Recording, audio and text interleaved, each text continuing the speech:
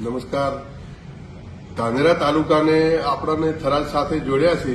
એ નિમિત્તે આપણે 21 તારીખે અહીંયા આગળ ધાનેરા મોમાબાપજીના મંદિર સામે જે આયોજન રાખેલું છે સભાનું, તેમાં તમામ ધાનેરાની પ્રજા જોડાય અને ધાનેરા તાલુકાના પણ લોકો એમાં જોડાય.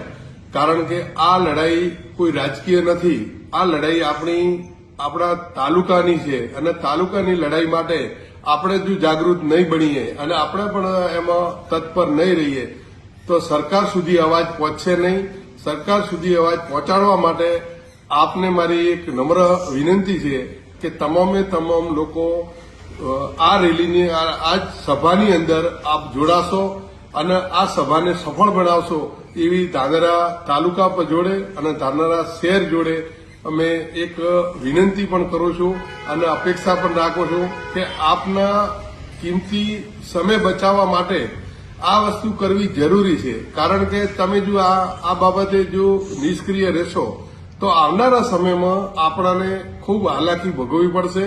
આધાર કાર્ડ, ચૂંટણી કાર્ડ, રેશન કાર્ડ, તમામે તમામ ડોક્યુમેન્ટો બદલવા માટે આપણે ખૂબ દુઃખી થશું.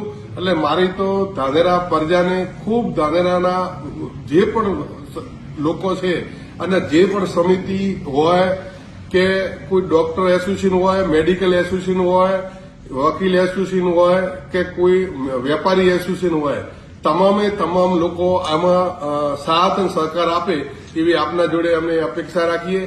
જય હિન્દ, જય ભારત.